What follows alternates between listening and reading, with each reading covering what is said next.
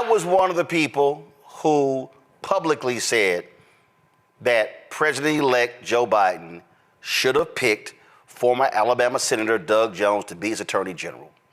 I thought he was going to be a hell of a lot more aggressive. Merrick Garland will go down as one of the worst attorney generals because of his abject failure to hold Donald Trump accountable. Yes. Yes. Merrick Garland is the worst pick in 2 successive Democratic administrations, and that's got to be a record of some sort, right? Because he was the worst person that Obama could have picked to replace Antonin Scalia in 2015, and in 2016, and he was the worst person Joe Biden could have picked to be the Attorney General, and Joe Biden stuck with him even after it became apparent that Merrick Garland was not up to the job, was not up to the task, was not up to the moment.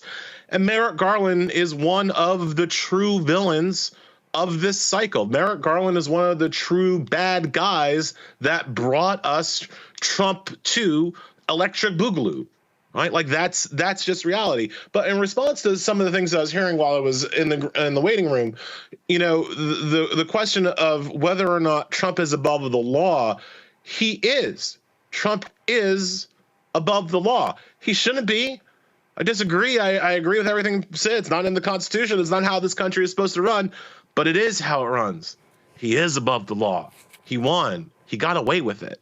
And at some point, I almost need people to see it, right? I almost need them to understand what this country is, understand the depravity of this country, understand the privilege white people enjoy.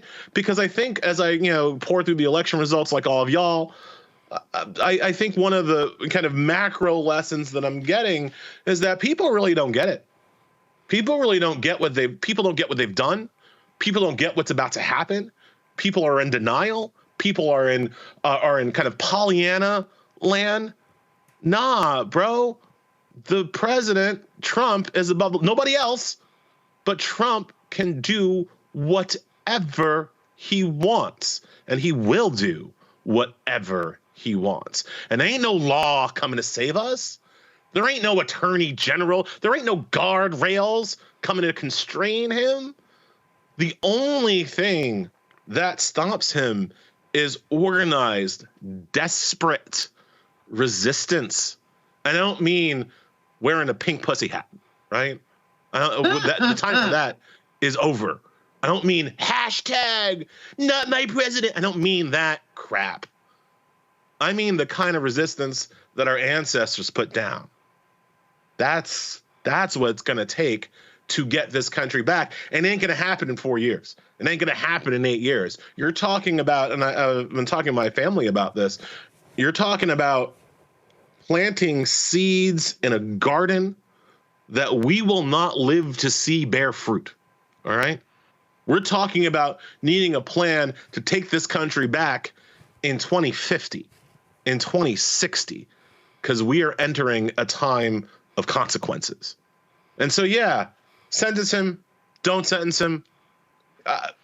If it makes people feel better to put that marker down that at least he was sentenced, fine. I don't have a problem with that, obviously. But the reality is these people are punks.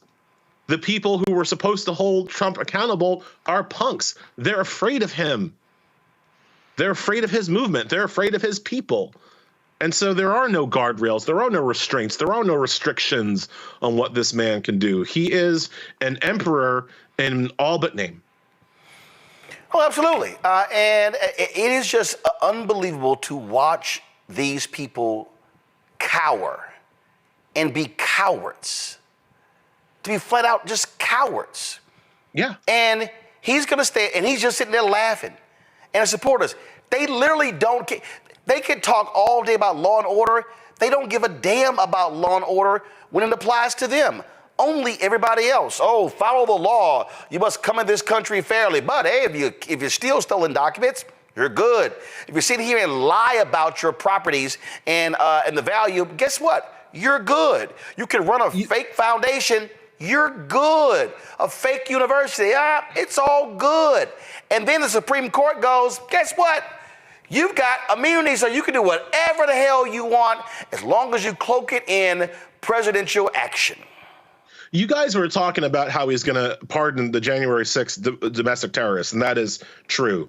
And I just need people listening to understand what that means, because that's how people like us get killed, straight up. Yep. Because by pardoning these people, what he is telling his own violent supporters, and if I want to be kind, I'll say that not all of his supporters are gun-toting violent idiots, but enough of them are.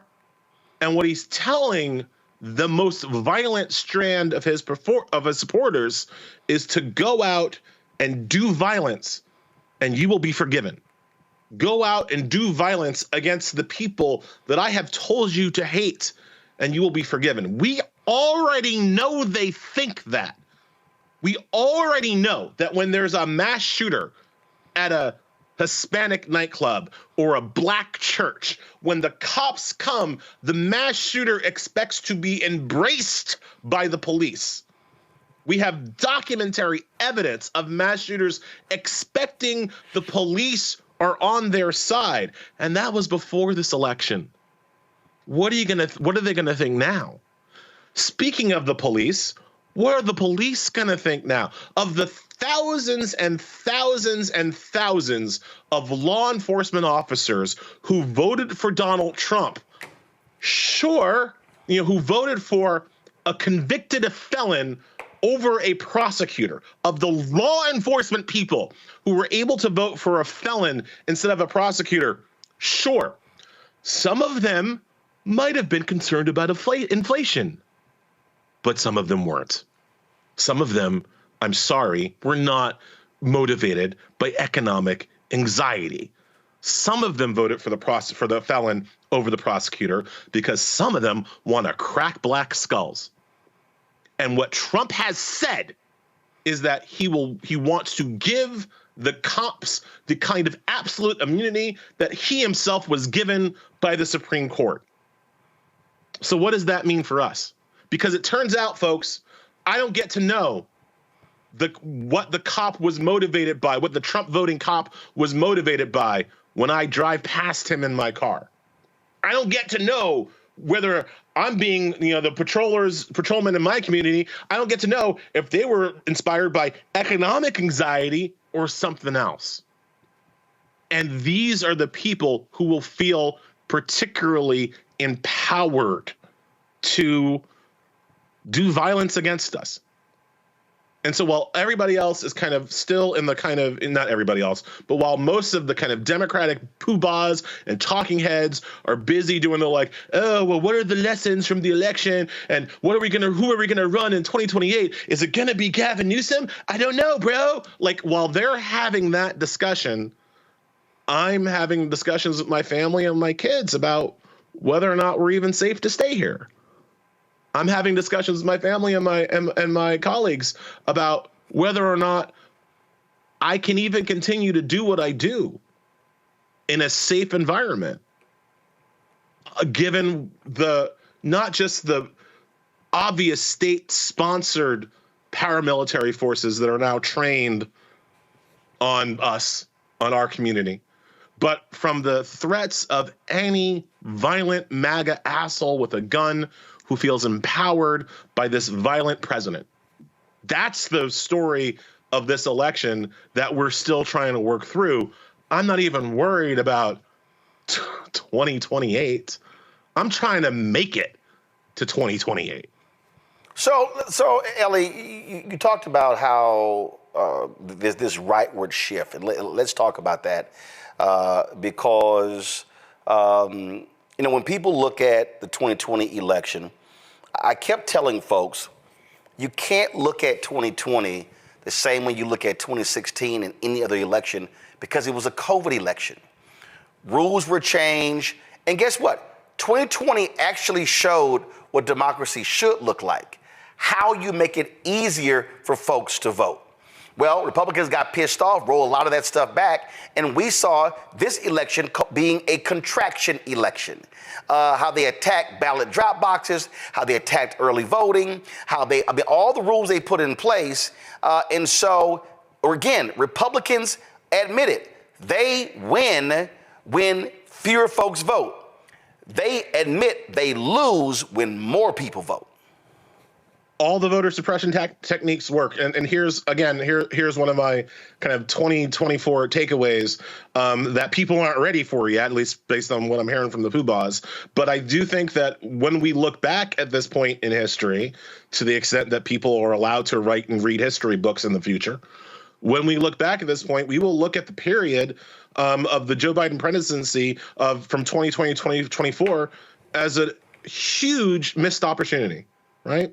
That the when given power, albeit briefly, when Biden had control of the White House, the Senate, and the House, for that brief moment, even having to deal with the traitors that are Joe Manchin and Kristen Sinema, what we will understand is that Joe Biden and the Democrats, and again, I blame Manchin and Sinema as much as I blame anybody, simply failed to do the things necessary to protect democracy from the kind of authoritarian takeover that we are now going to have to live through, right? And yes, that to me starts with Merrick Garland, starts with law enforcement and Merrick Garland's inability and unwillingness to hold Trump. And we're just, I hate to get distracted, but we're so focused on Merrick Garland's failure to hold Trump accountable. Let's not forget, there are a whole bunch of January 6th supporting politicians and Congress people that Merrick Garland also let off the hook, right? Marjorie Taylor Greene also won re-election on Tuesday, and she shouldn't have been allowed to run either. But anyway, in addition to Merrick Garland and his abject failure as a professional person, we will see that the Democrats did nothing to secure the voting rights that allow Democrats to be elected in the first place. They did nothing to restore the Voting Rights Act to its pre-John Roberts glory. They did nothing to stop the states from changing the voting rules, decreasing the times for early voting, making it harder to mail in your ballots, contracting the number of polling places, increasing the lines and the hurdles that people face in order to go vote. They did nothing to stop that at the state level. They did nothing to stop the Republican takeover of state boards of elections. This election wasn't stolen in the sense that there absolutely was not some kind of precinct level, I'm going to take the votes and stuff it in my ear. No, that's not how this election went on. This election was free and fair based on the rules. The rules themselves were broken, and the Republicans broke them, and Democrats did nothing to fix them. And that is also why they lost. I don't blame Kamala Harris for not being able to inspire an extra 20 million people to crawl over broken glass to vote for her. I blame Democrats for allowing Republicans to break the glass and put it in their way, frankly. And that is also the story of our times. It is a Democratic Party that has lost basic self-preservation instincts. Remember, we were sitting here in 2020 after, in the transition period. What were we talking about? To deal with the Senate, right? We weren't talking about how are we going to get Manchin to? We didn't even know Kristen Sinema was going to go full, Karen. But we weren't talking about Joe Manchin. We were talking about adding Puerto Rico as a state. We were talking about adding DC as a state. Where the hell did those bills go? Notice how that, you don't think that would have helped to have 10 extra electoral votes and 4 extra senators just now? Yeah, you don't think that might have helped somebody? But no, Democrats didn't do that. No, we didn't have the time to do that. No, we didn't have the focus to do that. And so we are where we are. Roland, you know this because you've seen me offline. I got people asking me in the past week, what are we going to do about the courts, Elie? What are we going to do about the justice system, Elie? And my response, and it's not a flip response, but it is an angry response. My response is, well, what you could do is go back 4 years and listen to me then. Because 4 years ago was our chance to stop this. 3 years ago was our chance to stop this. Now, Now it is what it is. Questions for Elie from our panel. Kelly, you first. Whew. I'm trying not to cry, frankly, because I've been following Elie for years. And we've met, and he knows how much I just deeply love his rhetoric and his writings. I just feel broken. I feel like I did all I could do, and it wasn't enough, because it wasn't enough. So I guess my question is there anything we can do at this point? My initial reaction is no, but outside of ranting and raving on social media, which might be the last safe space that we can do such a thing, what else is there left to do? Well, it depends upon where on social media we actually That do part. it. Which is one. Before I go to Elie, which is one of the reasons why I really hope Black folks move over to fan base. I hope Isaac Hayes develop a Twitter style or thread style functionality to the app as well, because Elon Musk has turned Twitter X into a right-wing cesspool, and that's all it is going to remain. And so that's what needs to happen. But Elie, go ahead. Yeah, so I'm going to wrap those two responses into one, right? Because one of the, I think Musk is actually a big part of this, right? It's Elon Musk, it's Peter Thiel, and it's David Sachs. And what do those men have in common? They're all white South Africans, right? And I don't mean white South Africans in like, oh, post-apartheid, playing rugby with Matt Damon white South Africans. I mean white South Africans whose financial base comes from their participation in apartheid. That ain't an accident.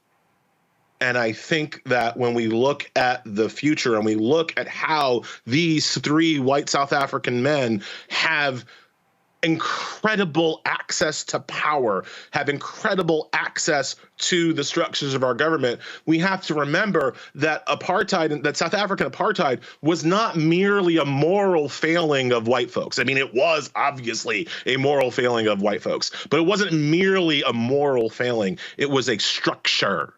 It was a system that they implemented to make permanent white minority rule over a larger and more populous and more active Black majority. That was the point of apartheid, right? It wasn't just people being mean. And that is the kind of structure they're going to try to put on us here. That is the yoke that they have fashioned for us here. And so, to Kelly's question, like, is there enough, right? Is there enough to be done? There is, but that's what we have to understand what we're fighting against now, right? Because the fight is different now, right? The fight 2 weeks ago was where I want better democratic self-government and a justice system that works for everybody. And no, we're not there. That's that. We lost that fight, right? Now comes the fight to maintain our humanity and dignity in the face of oppression. That is the only fight now. Is there enough effort? Is there enough soul? Is there enough passion in our community to do it? Hell yeah, there are. Because this will not be the first time that these people have tried to take away our dignity and our humanity. And the history has shown they have lost every time. They can beat us, they can kill us, they can rape us, they can steal us. They cannot defeat us. But we gotta look after us. We gotta be there for us, and we have to understand our fight is for not our freedoms, which are nice, but our dignity and our humanity is our fight now. And we can do that. We can fight for that, and we can win that fight. And the freedoms will come back later. Well, I mean, like I said, we are not building for 2028. We're building for 2050. We're building for 2060. We're building so that our children can start, right? Can join the fight where our parents join the fight. We gotta. That's the goal now, I think. Matt? Yeah, I want to first say, Elie, I read your piece in The Nation, and I think you said in 2 sentences what I have tried to say inartfully when you said he is them and he tells them that being what they are is okay. I thought that was profound because that's precisely what has been behind what I've seen with not only a lot of the rhetoric, but a lot of the support, because he's emboldened people who would otherwise not have the confidence to say some of the hateful things that they believe. He's put that on the front stage. So I first want to commend you because you said it beautifully. But my question for you is, what do you think is the most effective and immediate form of resistance that we have, and where does it lie? Is it on the local level? Is it, in organizing a certain way behind a certain thing? I'd love to get your insight on that. I mean, Matt, man, if I knew, I'd be telling you. Like, I'm not. I don't know yet. I'm still trying to work that out for myself. Again, I'm still very focused on like personal safety and those kinds of concerns. I don't know yet what the first line is. My instinct is where yours is. My instinct is that it's local, right? My instinct is that it's not national. It is through the local structures of the government where we still have, to use a white South African term, we still have some form of home rule. And we need to exercise our home rule as much as possible. Like after 2016, I'm going to become a huge fan of federalism and states' rights for a bit, because that's going to help me right now. But I do think that even more so than those concerns, it is about the first line of defense is within our own communities and protecting each other and building each other back up, right? I think that valence can't be lost. I mean, we always say when we come on the shows like Roland's, right? We always say, ain't nobody for us but us, right? We always have that in the back of our mind, but that almost like has to be like in the front of our mind right now, right? Because we are the only people who are going to care. I mean, that's what you get from the exit polls, right? We're the only people that care about us. We're the only people who give a damn about us. And that has to be front of mind with all of our interactions, with all of our resistance or whatever you want to call it. Whatever power we have to turn that power into power that's going to protect us first, because ain't nobody else going to do that. We know that now. Michael? Hey, Elie Mystal. Good to talk to you again. I had a two-part question. Hey, I'm all right. I had a two-part question here. When you talked about Democrats didn't do enough to protect voting, I'm paraphrasing you, protect voting rights, to expand voting rights, things of this nature. There's a piece from BrennanCenter.org, Brennan Center for Justice, from August 2024 that talks about how voting laws have changed in battleground states since 2020. And they looked at 9 battleground states. One of them was Michigan, where I live. And in Michigan, we had 10 laws that expanded voting rights. But we had, Democrats controlling the House, the Senate, and our Governor Gretchen Whitmer. And in Nevada, you had 6 laws that expanded voting rights, whereas other states controlled by Republicans, they had laws to make it harder to vote. So what were some of the things that you think Democrats should have done to protect voting rights and expand voting rights?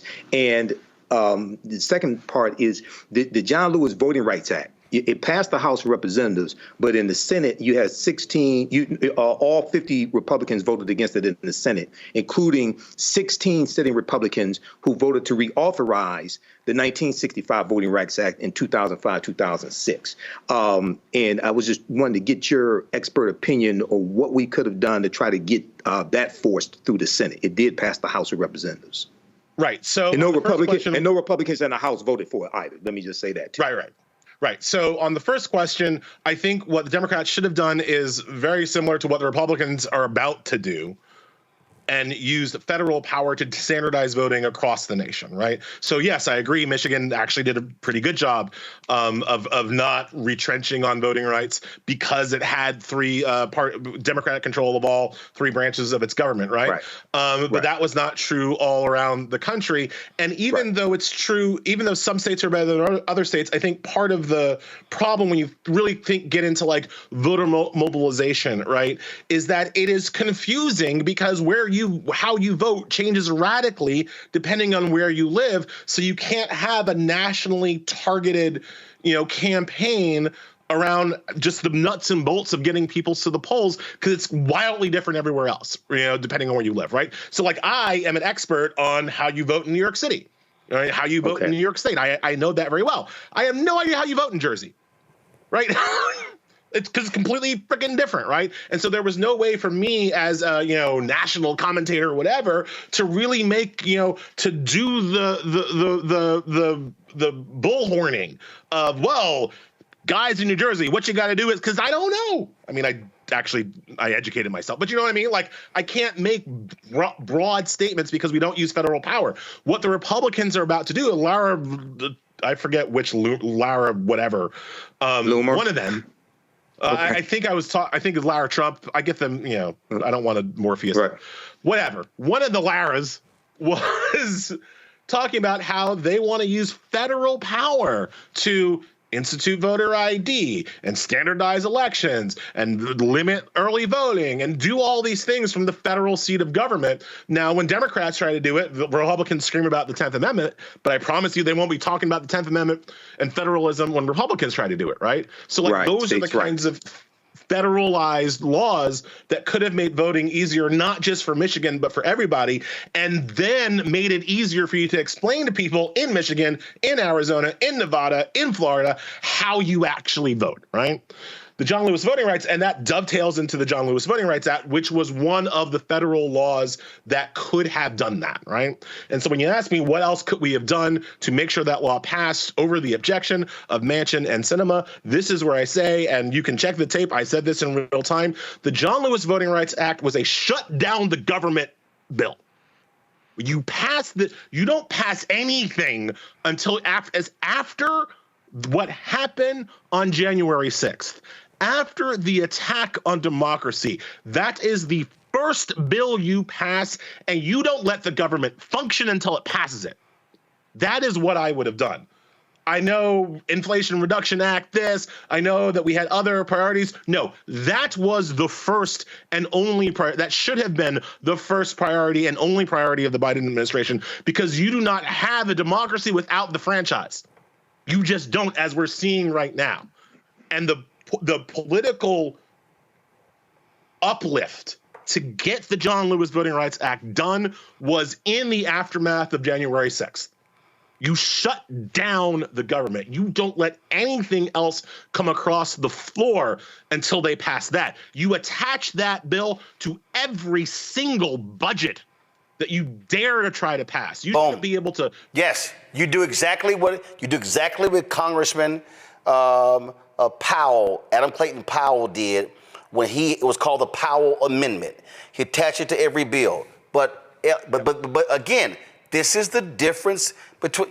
This is what I keep saying. If you want to compare parties, Democrats are playing by a set of traditional, accepted rules. Republicans are playing a game where there are no rules. Right. And their whole deal is, we don't care. We will be as ruthless as we need to be because we are trying to, one, get power, use power to cement power. So the analogy that Go ahead. The analogy that I've always made, Roland, is that it's like they're playing chess, right? The Democrats are playing chess, and they make a move, and the Democrats say, checkmate, Republicans, checkmate. And Republicans knock over the chess people and shove the chessboard up a Democrat's ass and says, checkmate that. Yep.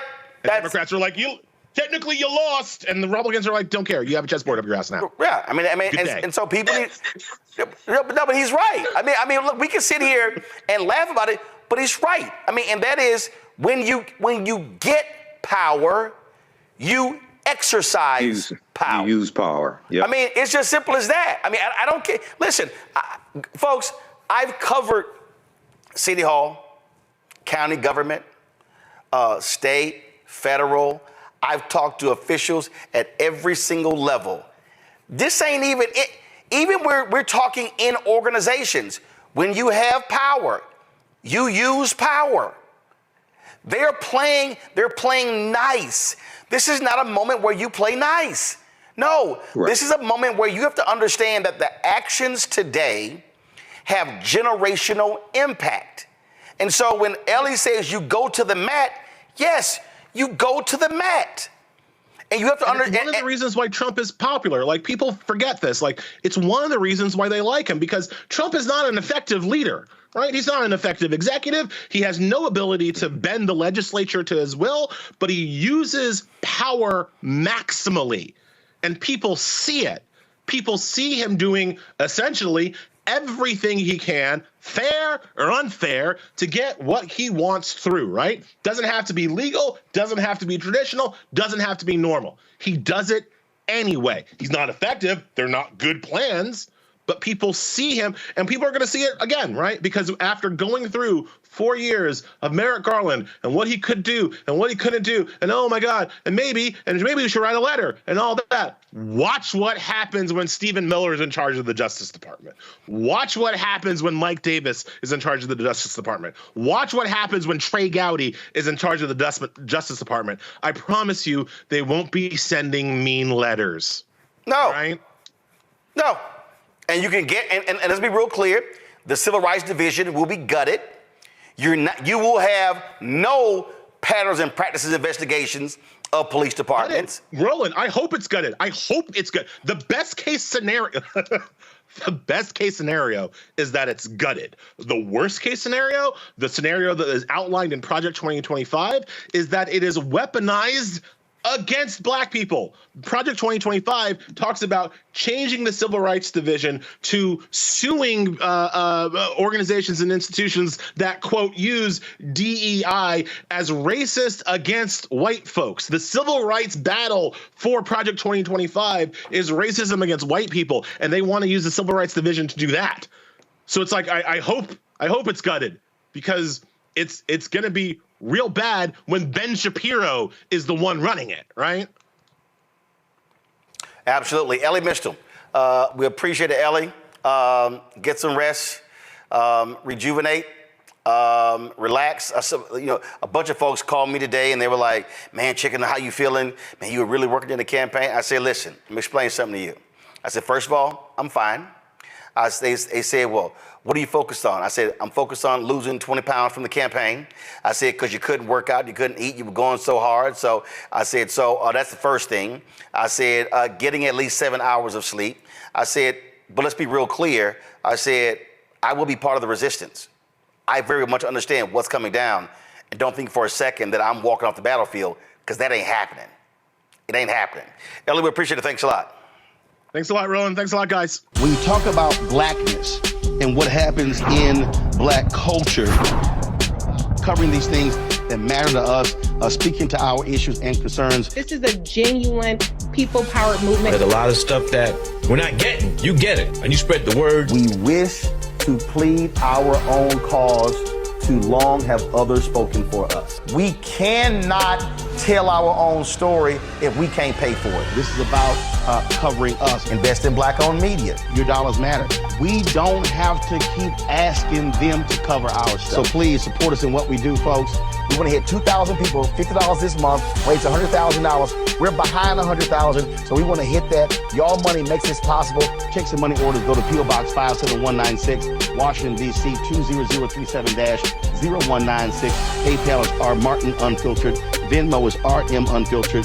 Zelle is Roland at RolandSMartin.com.